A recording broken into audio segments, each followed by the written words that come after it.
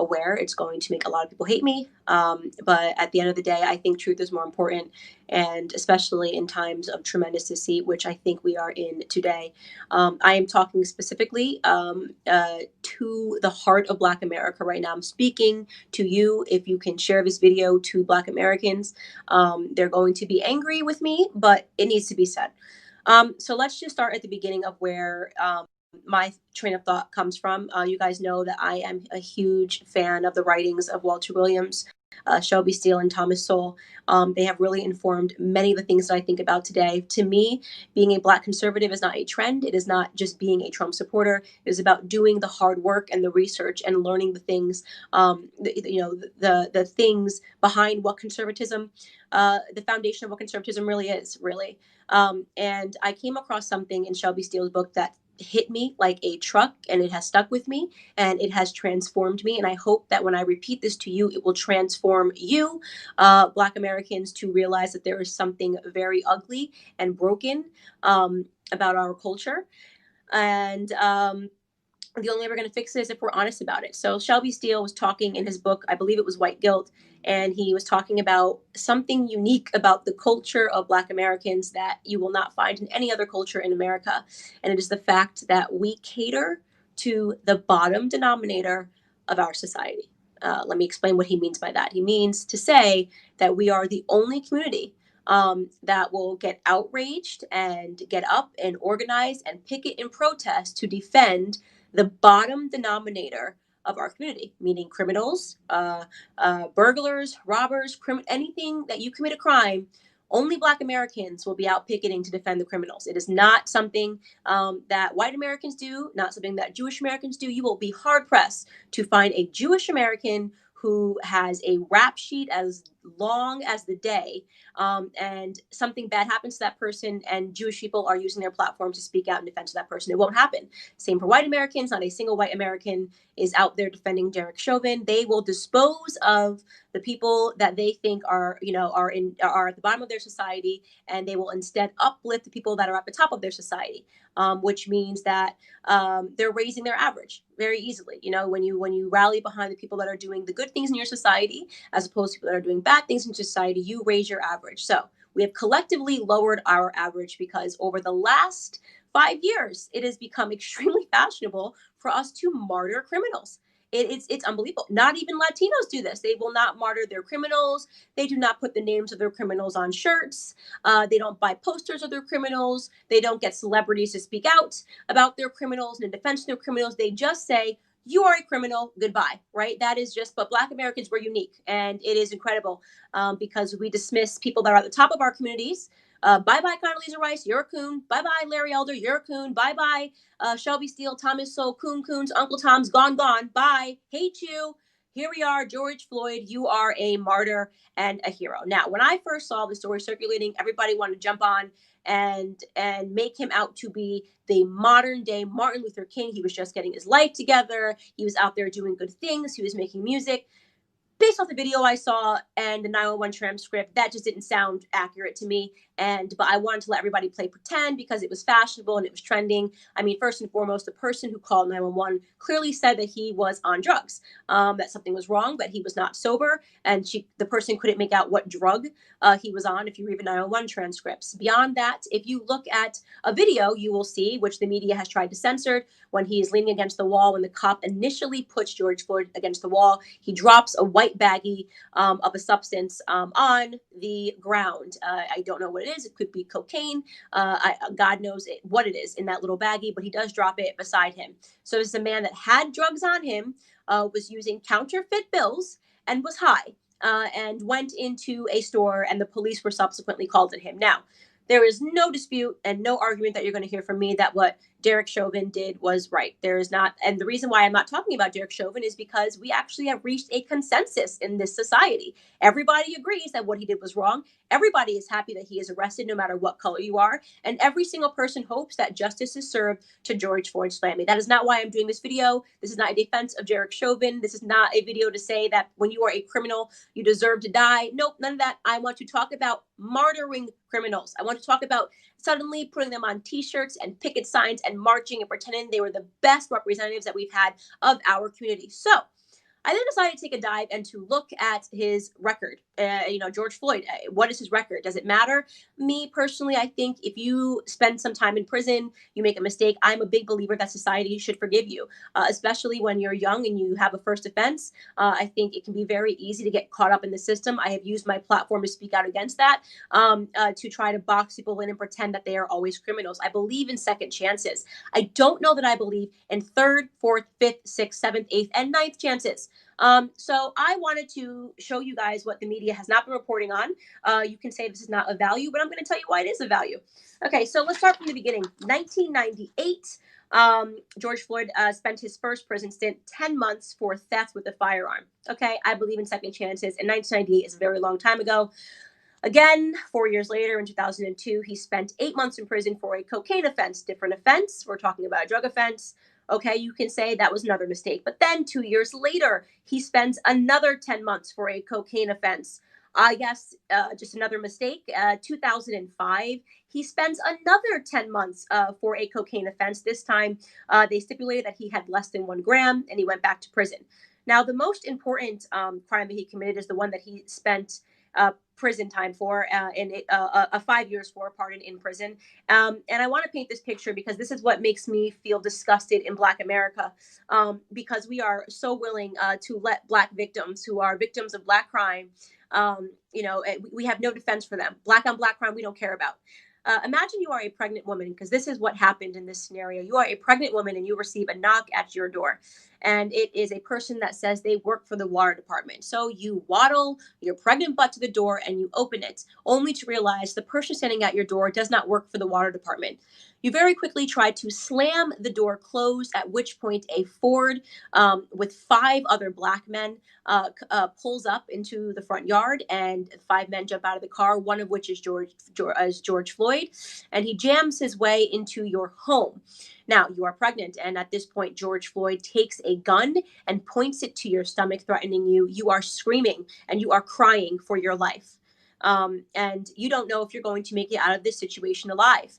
At this point, George Floyd puts you into your living room and instructs his friend who is with him to watch you, his armed friend, to make sure that you don't move from the living room as they ransack your home looking for drugs and money, of which they find neither, but they take your cell phone and some other personal objects of yours.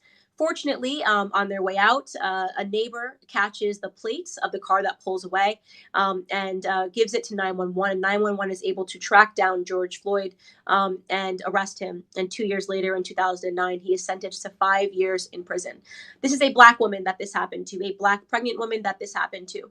This Black pregnant woman, wherever she is in the world, is now watching as the entire world puts the name of this person who did that to her, and says justice for him, and paints him out to be Martin Luther King, who just had a dream and wanted more for Black America, despite his extensively long a rap sheet. And they're saying it doesn't matter what his rap sheet was, and that we should put him up and pretend that he should have a larger platform, and that this was an innocent man who wanted what was best. Now, I'm inclined to believe, hey, look, he got out of prison in 2014. That's 5.5 years after he got out of prison. He could be a different man. I would be inclined to believe all of those things if the autopsy result didn't come back and prove that he was high that day on fentanyl and methamphetamines in his system. Okay, so spare me your bullshit about him being on the right track. Okay, you people that are on the right track do not do meth and fentanyl and drop baggies of drugs onto the ground. Now, again, this is completely separate from whether or not this cop had any right to restrict him in the way that he did on his neck. I don't believe he did, okay? But the idea that you're now going to tell me that my Blackness or my Black card is now associated to how hard I want to defend this person, a career criminal, right? And make him out to be the modern day Malcolm X, you lost your mind. You really lost your mind. I'm tired of playing these games with Black America. I'm tired of us being considered, not smart, uneducated. Oh, I actually saw comments on a random website writing about the article. Oh, now wait for Black people to start rioting because Black people got to be Black people. I'm reading these comments and realizing that these people are writing in the comfort of anonymity. And they're writing that their perception of Black Americans are people that have very little facts and riot and are angry and have no idea about what's actually going on, or basically understanding that the whole concept of racialized police brutality is a myth. Okay? All you have to do is sit down and do basic mathematics to discover that the entire narrative that we have been sold is a lie. Okay? It's a lie. There is no racially targeted police brutality against Black Americans. In fact, if you are a white American and you commit a violent crime, you have a 25% higher chance of suffering a police fatality than Black people. Now, you might come across some people that are really bad at math, and they'll say, Candace, I know that only 9 Black people were killed last year unarmed by police officers, and 19 white people were killed unarmed by police officers. But Black Americans are only 13% of the population, and white Americans are 60% of the population. So that's why.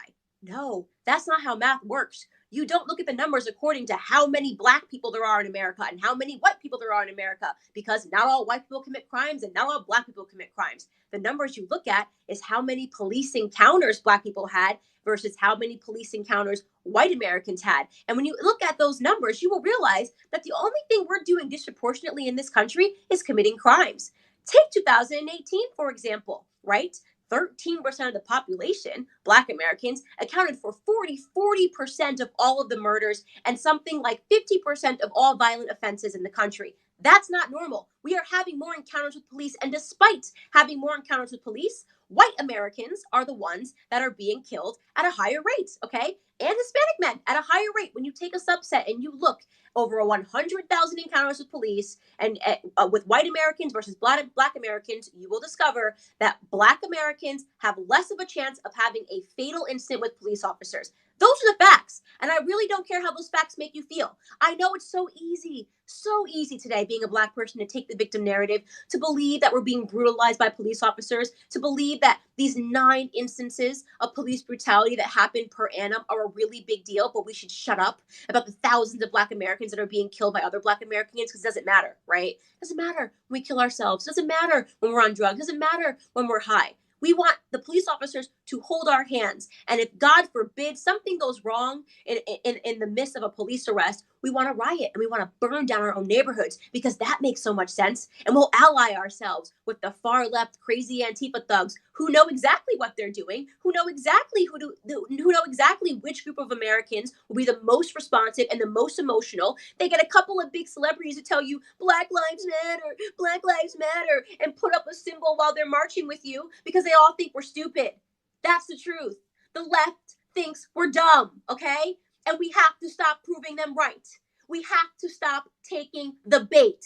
We have to stop accepting a foolish election time narrative that is going to disappear on November 3rd. It's going to be like it never happened. The gap between Philando Castile, who, by the way, was a real victim, who I used my platform to speak out about, right? The gap between Philando Castile and George Floyd is exactly 4 years. What do you think, guys? What do you think this is really about? All they care about is power. All they want to do is destroy your neighborhoods, burn them down, shut down your businesses, and get you on government dependence. At the same time, poo-pooing you and telling you they're going to fight the big boogeyman of racism that doesn't exist as a problematic thing in this country, okay? Are there racists? Of course. Of course there are racist guys. There's always going to be racists in this country. Do you want to know why? Because human beings are in this country. And there are Black people that are racist towards whites. If you think I'm kidding, go look at some of the articles that are written on BuzzFeed. There are white people that hate white people. There are white people that hate themselves. There are Black people that hate Black people, right? I think the most racist things that have ever been said about me since I got into politics were said by other Black people, not by white people, believe it or not, right? The whole Uncle Tom Coon thing, that language that white liberals taught us, right? We call that to one another. So we have some nerve calling other people racist when we are the most vicious and racist people in this country when it comes to taking down our own. When we kill each other faster, when we insult each other faster, when we continue to cater to the bottom denominator of our society, okay? I'm tired of blaming the white. I'm tired of your stupid posts. I'm tired of your little black squares that are supposed to mean something. A bunch of celebrities that want to look empowered. They don't care about you. Are you stupid? Your neighborhoods are burning down, not theirs. They're going to fund people. Chris Teigen, I'm going to fund getting people out of prison from behind my gated community that's never going to get burned down, right? It's never going to get burned down. From behind these security guards that defend me, and will shoot first and ask questions later. But I'm going to fund the people that are burning down the Black neighborhoods and pretend that I'm with Black people. We are just complete jokes to the left, right? Because the thing is they do it every 4 years, and we keep falling for it. It's like they're not even switching it up. They're not even switching it up. They're just ruining another generation of Black Americans every 4 years. And you want to know what the result of these protests are, besides our neighborhoods burning down, besides our Black youth being arrested? We just signed up for another 60 years of Black poverty. And during those 60 years, you're going to have AOC and leftist politicians stump on the issues and claim it is because of systemic racism and not because they sent a bunch of white Antifa thugs to burn down the neighborhoods and to burn down the black businesses and to take all of these bricks to windows and businesses and force the business owners to leave.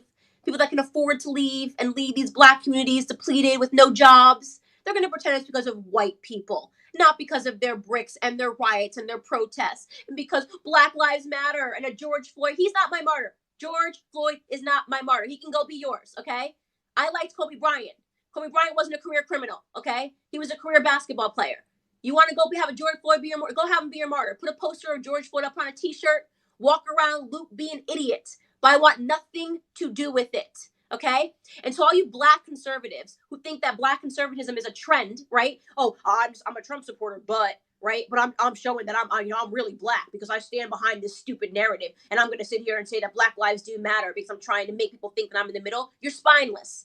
You're spineless and you're uneducated. Go pursue the numbers. If you want to really sound the platform of uplifting our community, cut the crap and tell them the truth. You don't need to be well liked. I'm not well liked. I don't care. I'm not here to be well liked. You want to know what my job is? My job is to be an alarm clock for Black America. You know what an alarm clock does, right? It's a really annoying sound. Everybody hates. There's nobody in the world that likes an alarm clock. But when it goes off, eventually you wake up. My job is to wake up Black America, okay? And the only way I can do it is by telling the truth. So thank you guys so much for listening.